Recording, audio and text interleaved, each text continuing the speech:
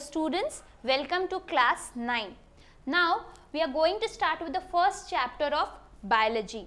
Let me give you a short introduction for the same. Now since we are going to start with biology, biology is something which is related to living, okay, or the life. Now we all are also a form of life, and what are we made up of? We all are made up of different organ systems, and these organ systems are made up of organs, and these organs are indirectly made up of tissues, and the small tissues are made up of cells. This level of organization you have learned in your previous classes, right? But let us take the cell, the major unit from which we start the organism, okay? The cell makes up the tissue, then we have the organ, then we have the organ system and the organism. Now what are these cells? They are the basic unit of life. Why do I call the cell as a basic unit of life? Because it is a major unit from which an organism is made. As a result, the same cell is very important, and we are going to learn the same cell in detail with the help of a chapter, fundamental unit of life. So let's start the first chapter of biology, fundamental unit of life. And what is this fundamental unit of life? The fundamental unit of life is nothing but your cell, okay? Now who discovered cell? This cell was discovered first by Robert Hooke in the cork of a plant. Now what is a cork? Cork is a bark of a tree, okay? So he first discovered or observed the cell in the bark of a tree, that is the cork, and he named them as cells. Why cells? Because cell means compartments. Okay, we have already studied in 8th standard in the chapter cell only that onion peel and the root cells. We have already studied these two cells, and you know how the onion peel cells are arranged. Let me draw a small diagram for you so that you all can recollect. Okay, this is the way onion peel cells are arranged, and generally we stain it with pink dye only, that is saffronin. So I am using a pink chalk so that you can recollect very easily. You have a darkly stained area. The darkly stained area you generally call it as a nucleus, and the light stained part, okay, which is called as a cytoplasm. So these are the cells, and if you see the cells, they are arranged in small compartments. Therefore Robert Hooke also first, when he observed them under the cork, he named it as cell, which means under Latin that it is compartment. So the cells were discovered by Robert Hooke, and he discovered them in 1665. Now he was able to only see the compartment, not so much in detail, and because he was using a primitive microscope. Now what is a primitive microscope? It is a simple your hand lens, you can say. The same way there was a lens which was made where you can see easily the parts of any organism. So with the primitive microscope he was able to see these cells for the first time. Now after that, Antony van Leeuwenhoek, he is the one who have discovered the microscope. When he discovered a new microscope, that is Leeuwenhoek, when he discovered the new microscope, he again studied the same cell in pond water. That was under the year 1674. This Leeuwenhoek saw the cells under pond water. Okay, so Robert Hooke first saw it, and he discovered the cell in a cork. So let me write it down so that you can easily remember. He saw in a cork, okay, and cork is the bark of tree. And Leeuwenhoek saw the same cells in pond water. Now who said that this cell is a basic unit of life? There should be somebody who made it attempt to study them when they came to know that it is a basic unit of life and we need to study it in more detail. It was Schwann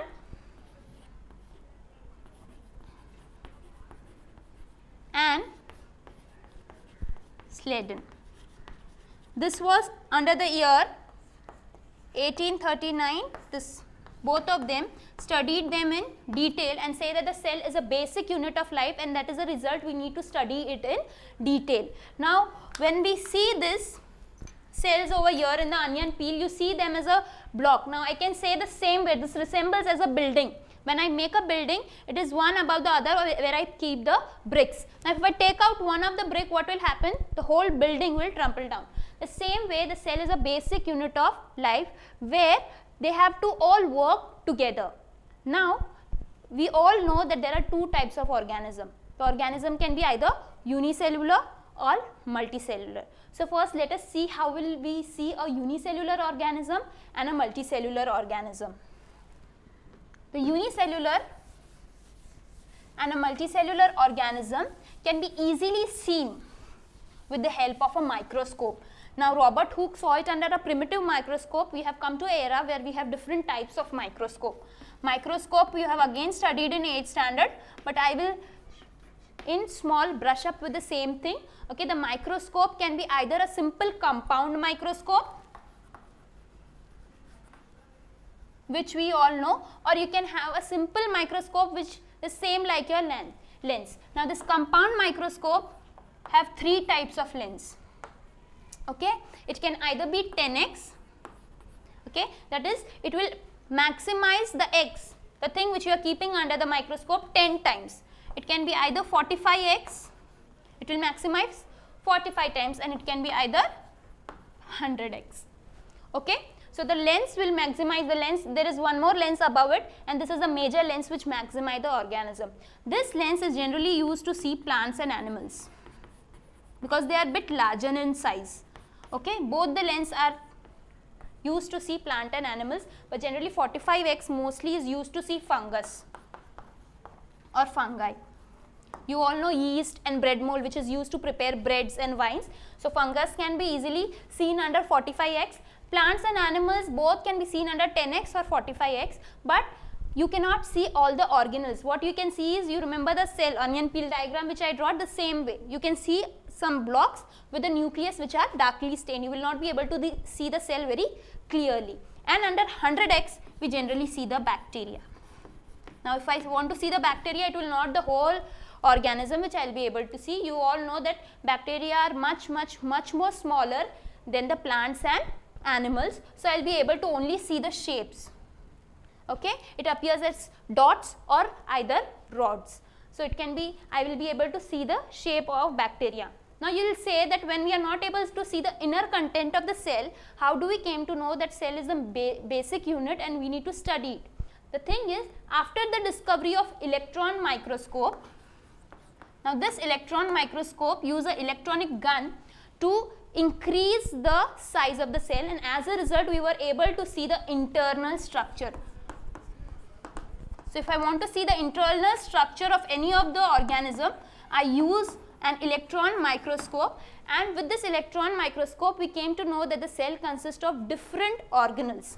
Okay, and as a result we came to know that a cell can be either unicellular or multicellular. Unicellular means it is made up of single cell, and multicellular organisms which are made up of more than one cell. And whether if I say an organism is a unicellular or a multicellular, both needs to perform a function. Like we all need to do the work which we need to do in the whole day. If we don't do, you cannot just sit idle, right? So we need to do the work so that we get the energy and everything. Same way, either the cell is unicellular or multicellular, it need to do the work. And how do it do the work? With the help of the cell and its part.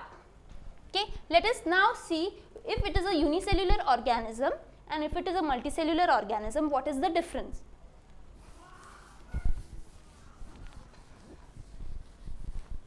We all know that these cells, okay, unicellular and multicellular are made up of, I told, different parts, and these parts are called as cell organelles. So let us, I will use the side of the board to write the organization of an organism.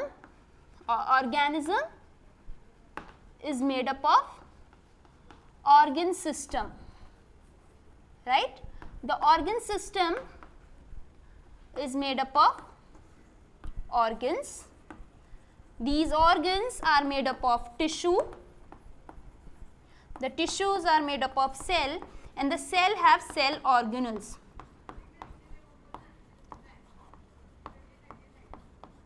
Now why cell organelles? It is not necessary, like if I want to run a school, I cannot do the principal job, I cannot do the teacher's job, I cannot do the student's job, I cannot do the cleaning and all at one space. So for dividing the work and for making the work easier, we have cell organelles. Therefore, we can say that in a cell, either it is unicellular or multicellular, we see division of labor. Okay?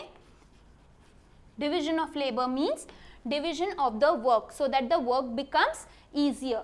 Okay, now if it is a unicellular organism, the organelles will be having such way functioning that it will divide the works between each of them, and in multicellular organism we all know that the work is divided between all the different organs. The stomach will do the digestion of food, the heart will do the pumping of the blood. Nobody is going to interfere with each other's work. So same way we see division of labor. Here unicellular means cell organelles have the division of labor, and in multicellular the organs and different tissues have the division of labor. Now the cells can be of different shape, right? We have studied in the earlier classes, we have studied 3 cells, onion peel which I drawed here, then you have studied root cells, that leguminous plants and ribosomes, then you have studied the cheek cells, the underneath of the cheek we have studied dead cells, and even the blood cells. Now when we take these cells, we know that each one have a different structure. The onion peels are rectangular, right? The cheek cells you use a different way to show them. If I take amoeba, a unicellular organism, it is having no shape, right? It has pseudopodia and all the things, right? If I take another example of a muscle tissue, which we have again already studied, muscle tissues have pointed end, right? It have pointed end, they are tapering at the end. And if I take a nervous tissue again have a different shape.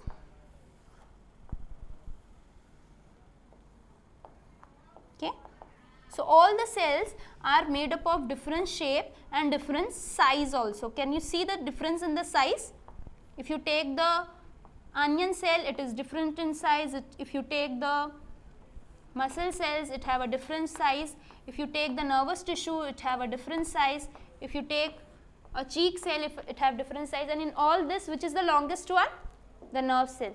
And it is also known as the longest cell in the whole body. Okay, the nerve cell, why it is longest? Because it needs to send the impulse from one person or to one place to another place. That's why it is the longest cell, so that the nerve impulse, we can do the work faster. Like if you go and prick a nail, you just don't wait over there so that it reaches the brain and then you will slowly remove your hand and so on. But it is the longest so that the nerve impulse, whatever things we get from the external surrounding, we can pass on it to the another cell faster and we can work accordingly. So the cells can be of different shape, different size. Then what we see is the cell have division of labor. If it is a unicellular cell, the division of labor is between the cell organelles. If it is a multicellular cell, the division of labor is between organs. Now let us list down all the cell organelles, and we will study this cell organelles in detail in the next lecture. But we will first list it down because we already know all the cell organelles. Starting with the outermost layer of the cell. Okay.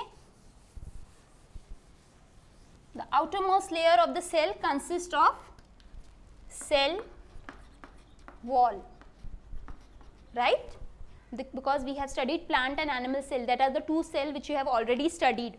So cell wall, this is present only in plant cell. Then cell membrane. Then who is called as the brain of the cell? It is the nucleus. The nucleus. Then from the nucleus lining, we have long chains called as endoplasmic reticulum.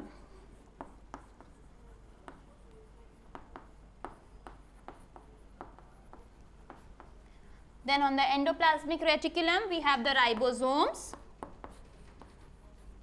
The powerhouse of the cell. The powerhouse of the cell is the mitochondria. It provides the cell energy, right? So cell wall, cell membrane, nucleus, endoplasmic reticulum, ribosome, mitochondria. Then the storage is done with the help of vacuole. Then you also have chloroplast, or I can name them as plastids. We have studied plastid in 7th standard, nutrition in plants, as well as in 8th standard, parts of the plant. Okay, so these are the major parts of the cell. Now we are going to study each one of them in detail. Okay, so when I said division of labor is going to happen in unicellular as well as multicellular, there are few unicellular organisms which are not that much developed. We already know, we listed down bacteria which we can see under 100x. So when they are not developed, will they have all this properly well developed organs? No, they do not have this well developed organs, and as a result we call them as prokaryotes. Okay, so the organism which do not have nuclear bound membranes, or all the organelles which are membrane bound and well developed organelles, we call them as prokaryotes. And on the other hand, we have plant and animals like us, we are well developed. So the organisms which have well developed cells are known as eukaryotes. Okay, so what is a prokaryote? Pro means old and karyote comes from the word karyon. Okay, prokaryon, I can divide it like this. Karyon is related to nucleus. Now when the nucleus is well developed, then you call that organism is a eukaryote. I will say you what is eukaryote also. Eu means new and karyon again related, the word related to nucleus. So eukaryotes are organisms which have well developed nucleus, and prokaryotes are organisms which have less developed nucleus. Because of the same thing, their size also differs. The size of the prokaryotes is near 1 to 10 micrometer. This mu is used, this means micro, okay, and the size of a eukaryote ranges from 5 to 100 micrometers. Okay, so this can be the first difference. If I want to list down the difference, it have 1 to 10 micrometer the size, and it have 5 to 100 micrometer, the size ranges from there. The second difference is that I already told you, prokaryotes have nucleus which is not developed. So nucleus is not well developed. Okay, and since it is not well developed, the nucleus part is called as a nucleoid. Okay, and the next one, eukaryotes, they are well developed organisms, they have well developed nucleus.